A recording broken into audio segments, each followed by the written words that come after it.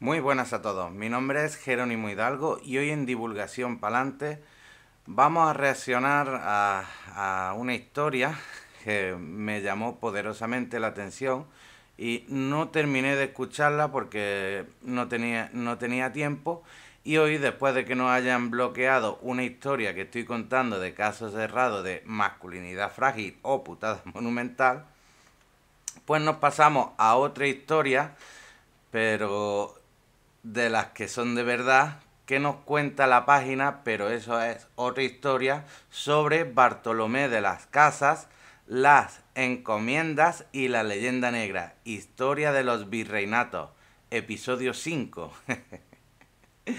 Os digo que me llama poderosamente la atención porque dentro de la leyenda negra, de la esclavitud, de todas esas mierdas que se supone que tenemos la comunidad hispanohablante, o por lo menos referente a la cultura hispana, y todos aquellos pueblos hermanos que más allá de la puta ideología sectaria nos une por lo menos el entendimiento y el saber lo que estamos hablando los unos de los otros, puesto que compartimos y nos hermana el mismo lenguaje.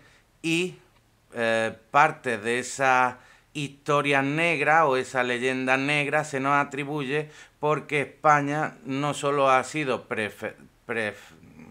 precedente en la historia como una gran potencia a nivel mundial, sino que a día de hoy se le quiere seguir con esa estigia del pasado, como que España era la más corrupta, la más asquerosa y la más ponzoñosa que había en derechos y libertades humanas, de las cuales ya os digo que lo que yo he leído de la historia, y no porque me haya dejado influir por ninguna de las partes, porque la primera que me afectó fue la parte estigmáticas que teníamos sobre lo mal que lo habíamos hecho, las represiones a través de los movimientos, de las distintas fracciones y movimientos de la historia que hemos tenido, y como ese era mi mayor error, el ser inconsciente o ignorante de lo que se me estaba diciendo, pues simplemente asimilaba y asumía de que eso era cierto. Pero gracias a páginas como la de esta familia, pero es otra historia, nos destapa esas historias negras, esas mierdas que nos dicen de haber hecho conquistas y reconquistas y mierdas, que ya os digo que solo la historia y los que se dedican a recoger la historia, los parciales, pueden demostrar las dos partes que se recogen, tanto la tragedia como la gloria de tiempos pasados.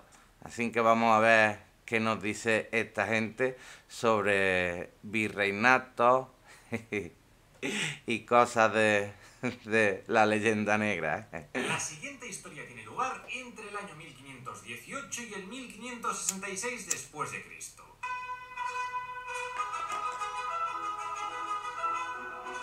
Después de la conquista musulmana a través del imperio persa,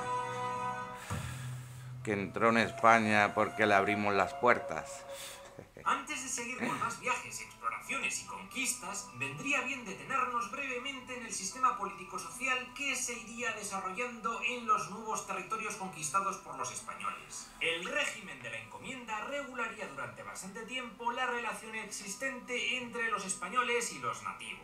El gobernador real de la Española, Nicolás de Obando, fue quien formalizó este sistema, que tenía algunas similitudes con el sistema feudal vasallático, aunque iría poco a poco evolucionando. Por cierto, creo que no lo dije, pero a estos territorios controlados por España en esta primera etapa se los llamó Virreinato de las Indias o Virreinato Colombino. Los encomenderos o jefe de las encomiendas eran elegidos por la corona a través del virrey o gobernador, entrepeña distinguida por sus servicios durante la conquista. A estos se les asignaba un territorio y se ponía diferentes nativos bajo su mando, a modo de vasallos. Básicamente los españoles se comprometían a dar educación, evangelizar, a proteger a los nativos y entregarles un salario. Y a cambio estos debían prestar un servicio laboral al encomendero. Lo bien que lo tenían distribuido los cabrones. En las plantaciones, pescando o fabricando ropa dentro de la encomienda o territorio del encomendero. Dentro de la mano de obra barata que podemos conocer en los tiempos actuales.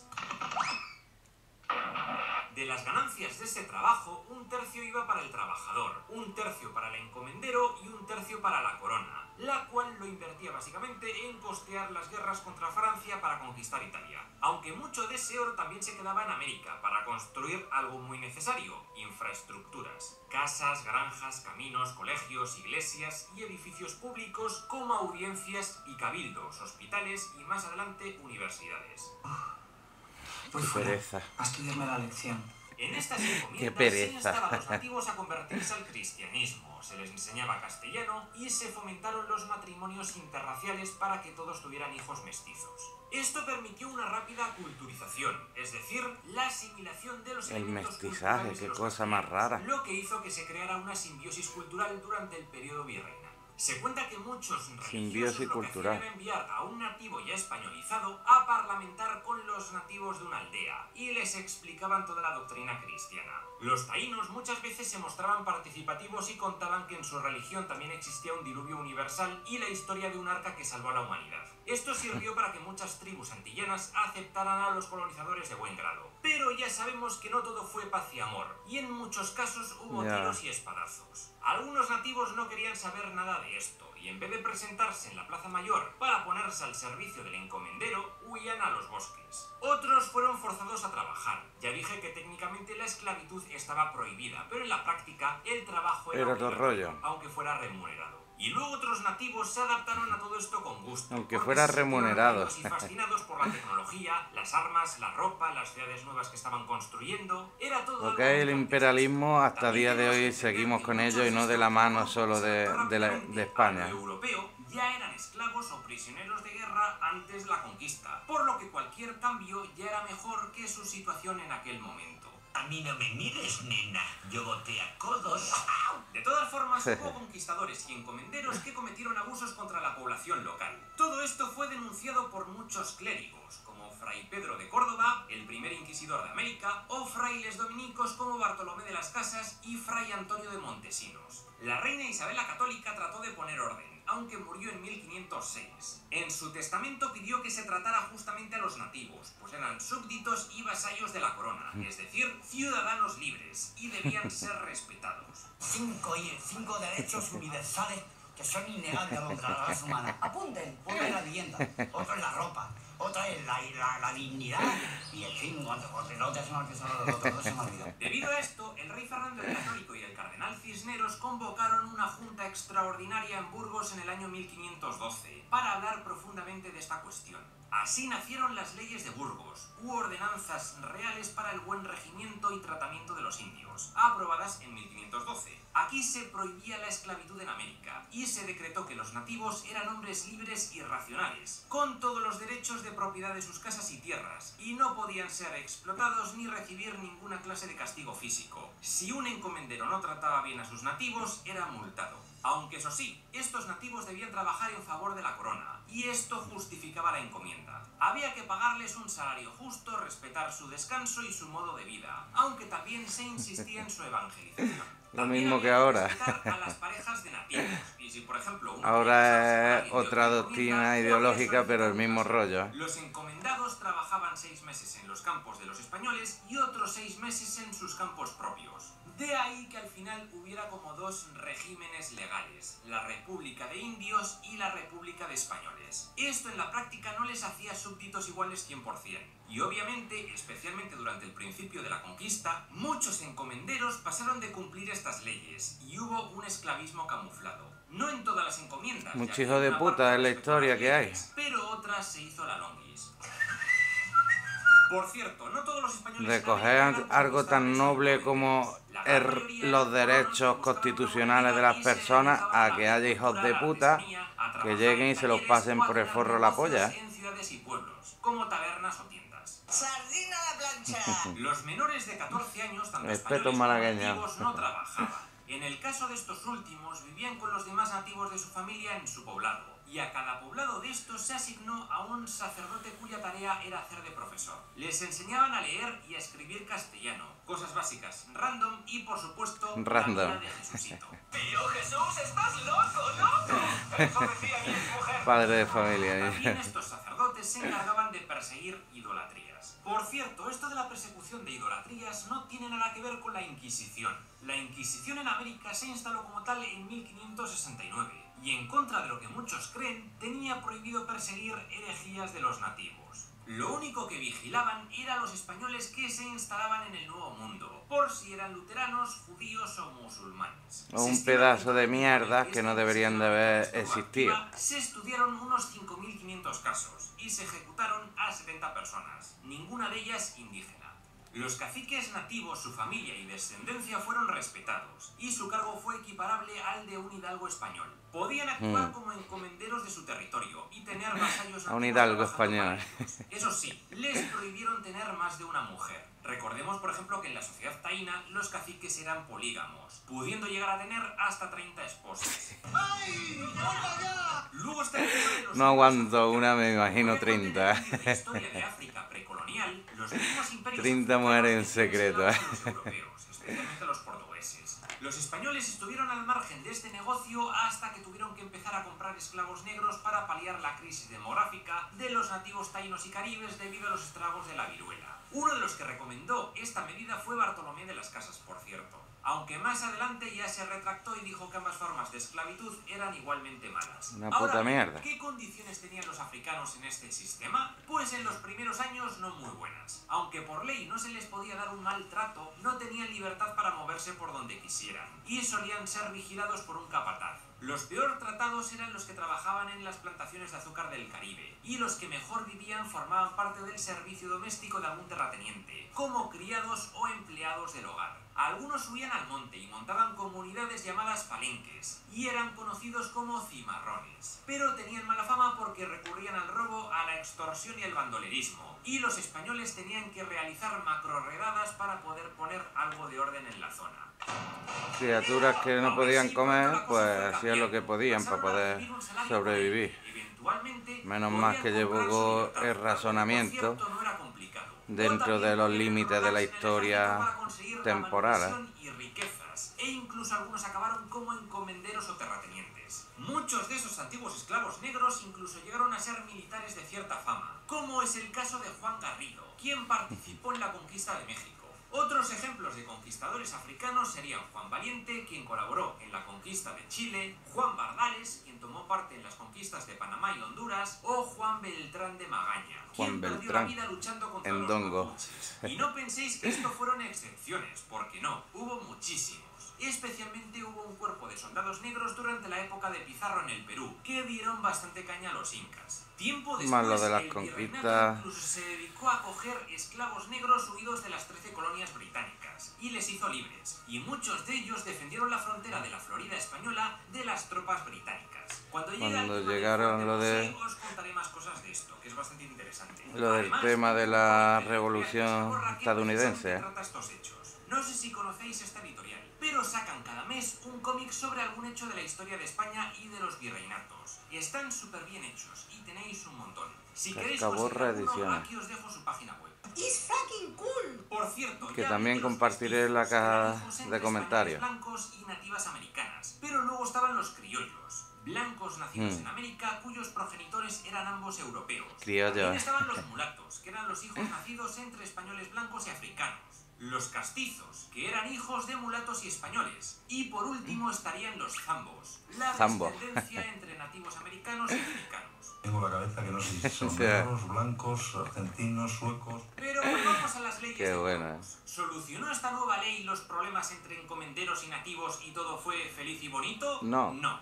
Aunque las cosas fueron a mejor, se siguieron cometiendo abusos por toda la América conquistada. Como ya dije, imponer la autoridad a casi 7.000 kilómetros de distancia es algo muy complicado, y hubo bastante resistencia por parte de los encomenderos. De todas formas, como ya digo, según fueron pasando los años, las condiciones mejoraron, especialmente durante el reinado del emperador Carlos I de España y V del Sacro Imperio. Una cosa curiosa que existía era una movida llamada el requerimiento, que era un discursito que los conquistadores tenían que leer a los nativos que se encontraban, que decía que ahora formáis parte de Castilla por la gracia de Dios, asumidlo y someteos como hombres libres, o habrá guerra y os someteremos como prisioneros. Cabrones. De todas formas, este requerimiento Ya ves, apenas se usó, a flechilla. era la forma más sencilla de que te pusieran a flechas. El caso es que las tribus que se rendían pacíficamente y no daban mucho Flechilla y guantar lo que te daba yo, con esa Sin mierda. embargo, para los prisioneros de guerra sí que se legalizó el trabajo forzoso y una semiesclavitud. Pero según la ley debía ser algo tolerable. Tiempo después, el rey Felipe II empezó a prohibir los malos tratos y abusos también a estos prisioneros de guerra. Una cosa curiosa es que este rey fue el primero del mundo que estableció la jornada laboral de 8 horas. Esto fue en la ley Primero sexta del mundo. ordenanza de instrucción de 1593. La ley decía Entre que ser obreros y pioneros trabajadores tanto de para España como de América abolir la ley de la trabajarían 4 esclavitud. horas por la mañana y 4 horas por la Pioneros en tarde, el mundo. intentando evitar insolaciones por Que hay el que sol. repetirlo Los bien, que ¿eh? trabajaban en las minas tendrían una jornada recortada de 7 Ah. horas, porque el trabajo era más duro. Los sindicatos, Finalmente, niños, como empezaron los todo deporte, sindicatos, dentro de los parámetros de humanidad no entraban los caníbales. Y en Entraba- América caníbales había bastantes. Cabrones. Los caribes de las Antillas, Cabrones, los de Norteamérica, había muchos cabrones los con- chichimecas del norte de México, los mexicas, diferentes grupos de mayas yucatanenses, los tupinambás de Brasil, los guaraníes del sur o los mapuches. Si no, Con decir ellos, ustedes digamos mismos qué es lo que ciertas pensáis normas de se los podían caníbales transmitir sin mucho problema. y Se lo solía hacer podemos mucho la valorar, ¿eh?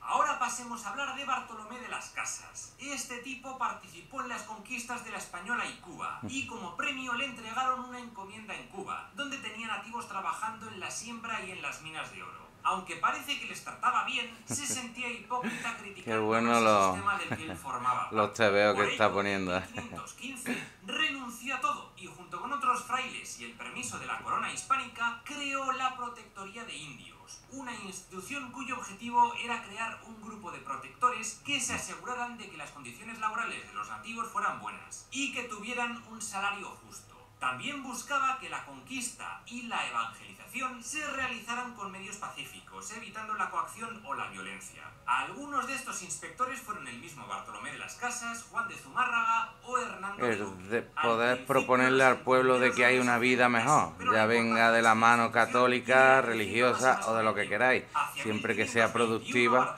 pero el canibalismo y todas estas mierdas, pues la verdad es que vamos. En la actual Venezuela, solo con religiosos y labradores, nada de soldados con armas. Sin embargo, la cosa salió horriblemente mal.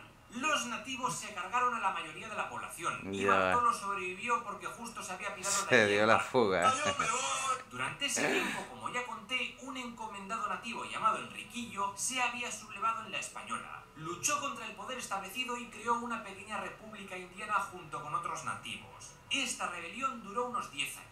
En 1534, las autoridades españolas, cansadas de la lucha, pidieron a Bartolomé que hablara con Enriquillo y negociara una paz. Entre él y el capitán Barrio Nuevo se acordó que el conflicto acabaría y que Enriquillo tendría permiso para mantener su señorío propio sin recibir ninguna molestia. Y al final todos aceptaron. Y seguimos siendo súper buenos Súper amigos. toda la vida, seguro. En los siguientes años la conquista continuó y la monarquía hispánica se hizo con todo este territorio, naciendo el Virreinato de Nueva España y un poco más tarde el Virreinato del Perú. Bartolomé estuvo metido en diferentes proyectos de colonización pacífica en Nicaragua, en Guatemala y en México. Destacan las capitulaciones de Tezulutlán, en Guatemala, una serie de acuerdos firmados en 1537 con los nativos de la zona para que no fueran encomendados. Así, esta región pasó a llamarse la Vera Paz. Mientras tanto, ese mismo año el Papa Paulo III dictó la bula Sublimis Deus, donde proclamó que esclavizar a los nativos de América era algo ilegal y pecaminoso, y que debían ser tratados como verdaderos Eso de hombres, joder a que no otras podían personas ser era una privados de su mierda. libertad ni de sus Está muy bien, propiedades. que lo A su recoja vez, en un España, documento está el muy bien. fraile dominico Francisco de Vitoria, Es que vamos, es que catedrático tiene de la cojones Universidad de tener que Salamanca, también se recurrir preocupó por los derechos de los a un indígenas derecho. americanos. En su obra de Indis dijo lo mismo que la bula papal antes mencionada, y luego Tiene destaca cojones. su obra Ius Gentium, o Derecho de Gentes, donde se establecían diferentes límites morales. Decía que era muy poco cristiano las ansias de dominación colonial, que la religión no justificaba ninguna guerra y hasta cuestionaba el derecho... Es que hubiera juicio de valor ante lo que se estaba haciendo, que no fueran virreinatos o acuerdos comerciales, otra cosa. La verdad es que es una puta mierda, pero claro, díselo a esa gente de la época. Porque sí, y que va a ser crítico con tu forma de pensar.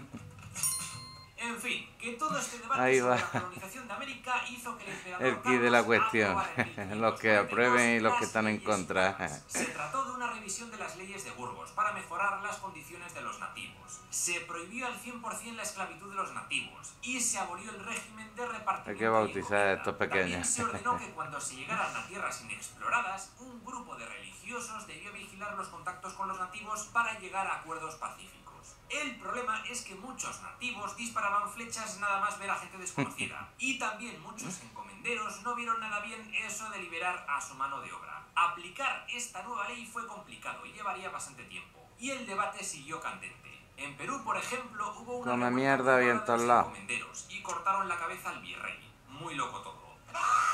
Al final, las encomiendas continuarían existiendo un tiempito más. Por su parte, Bartolomé de las Casas acabó siendo en 1543 el obispo de Chiapas, al sur de lo que hoy es México. Allí se dedicó a escuchar las quejas de los nativos de algunos encomenderos de la región.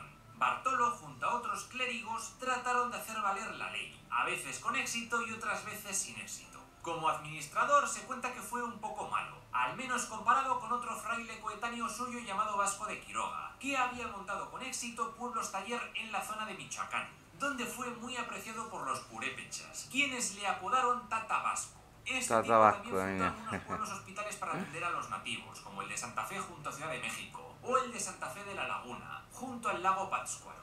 En 1547, Bartolo, debido a las presiones Y que estas acciones no se tengan en cuenta en la historia es que es surrealista, ¿eh? Desde la corte real. En 1550 tuvo lugar la controversia de Valladolid, convocada por el emperador para confrontar las diferentes ideas en cuanto al trato de los nativos y sus condiciones políticas y sociales. Fue un debate teológico sobre la legitimidad de la encomenderos conquista y el trato dispensado a los indígenas. Los personajes y la más mierda que importantes estaban aquí fueron haciendo, Bartolomé de las Casas, Francisco de Vitoria y Juan Ginés de Sepúlveda.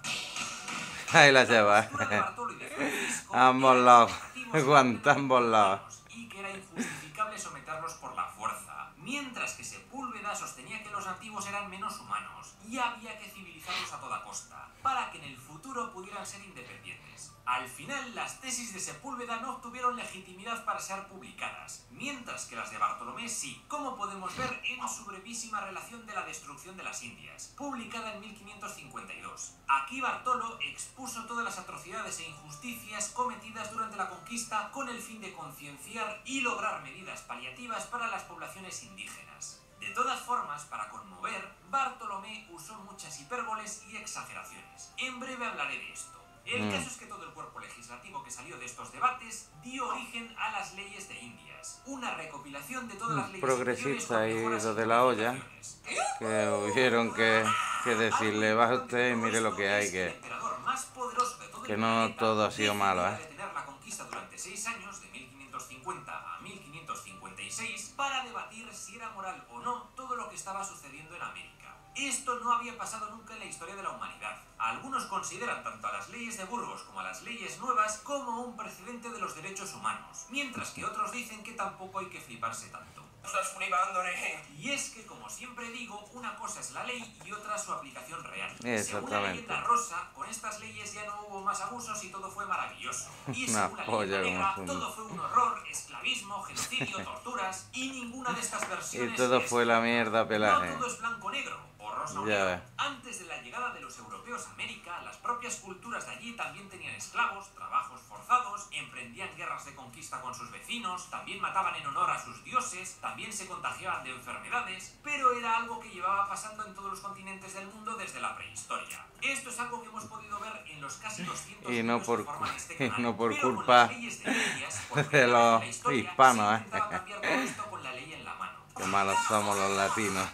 di que sí, Mirad los vídeos de España antigua y medieval. El territorio peninsular fue conquistado por cartagineses, romanos, visigodos, árabes, franceses, y esta gente también pilló todo el oro y plata que pudo y otras materias primas forzando a la población local. Y me parece absurdo que Italia, por ejemplo, nos tenga que pedir perdón. Ni las personas ni los estados de la actualidad tienen nada que ver con los de hace 500 o 1000 años. La muerte por viruela y otras enfermedades del 80% de la población nativa tampoco puede considerarse ningún genocidio, igual que la peste negra no lo es. Era algo que iba a ocurrir tarde o temprano de forma inevitable, consecuencia de un aislamiento tan tremendo durante tanto tiempo. A lo largo de la historia, cuando diferentes grupos humanos Pero eso aislados es otra entraban en historia. contacto, solían sucumbir a las enfermedades de otros. Y los que tenían la suerte de sobrevivir tenían descendencia y se creaban nuevos grupos humanos. Por supuesto, como ya vimos, muchas enfermedades de América también afectaron a los europeos, pero claro, al haber tenido contacto con gérmenes y mierdas de otras partes del mundo, se notó mucho menos. Yo, mira, me he tenido que tomar ahora un vino para recuperarme. Actualmente, en torno al 90% de la población de Hispanoamérica es mestiza, descendientes en su mayoría de colonos venidos de España y de población nativa. Una característica de los genocidios es que el porcentaje del mestizaje es de en torno al 0%. Yo ahí lo dejo. Sutil. Pero bueno, volviendo a la historia, Sutil. en 1566 Bartolomé de las Casas murió en Madrid con 81 o 91 años. Es que no se sabe muy bien su fecha de nacimiento. Ahora bien, también tenemos que tener en cuenta que en sus obras, especialmente en la brevísima, Bartolomé de las Casas exageró mucho y usó datos falsos para apoyar sus argumentos sobre los abusos a los nativos. El famoso Voltaire fue uno de los que se dio cuenta de que muchos de sus datos y cifras no se sostenían por ningún lado.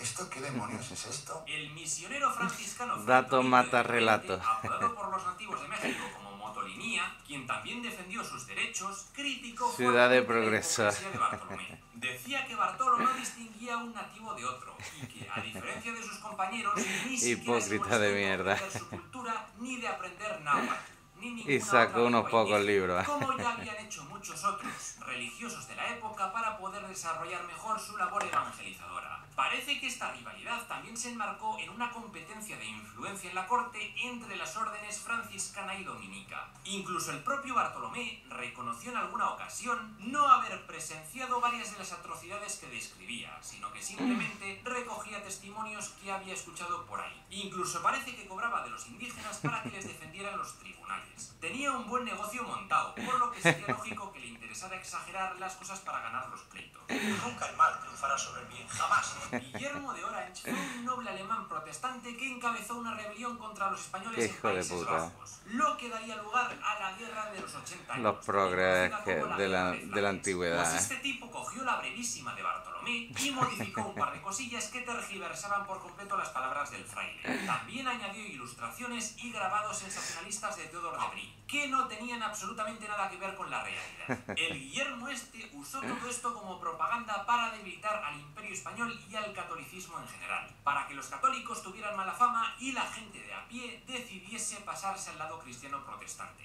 Los británicos, que eran anglicanos, otra forma de protestantismo, fliparon con esta brevísima Fliparon. modificada y la propagaron por todas partes. Este sería el origen de la famosa leyenda negra. Querían hacer ver al resto del mundo que los católicos eran lo peor y que los protestantes eran supermajetes. Pero la realidad es que fue todo lo contrario. Los británicos no solo no tuvieron ningún reparo ético y moral durante su conquista de Norteamérica, de Australia y de un montón de sitios más, sino que cometieron el crimen más terrible que la humanidad haya visto: fundar Manchester.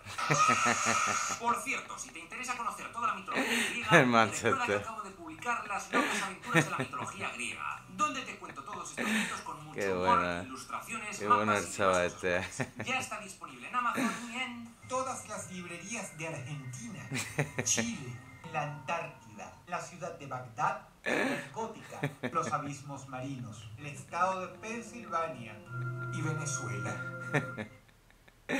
Y Venezuela. La siguiente historia tiene lugar... Está en todos lados. El que no lo descargue o lo compre, que está hecho un cabrón. Más no te lo pueden subir a las plataformas. Y yo, está en la Antártida, está. El que no quiera conocer de la historia es porque no le sale de la polla. Otra cosa no puede ser, porque más allá de enriquecerte culturalmente, te puede abrir un mundo de posibilidades y de historias de las cuales tú mismo te estaba oprimiendo o oprimides, y más que una puta ideología sectaria, pues ya os digo que engrandece a las personas en sí mismas, más allá de su tiempo, porque en su tiempo pasó muchas cosas en la historia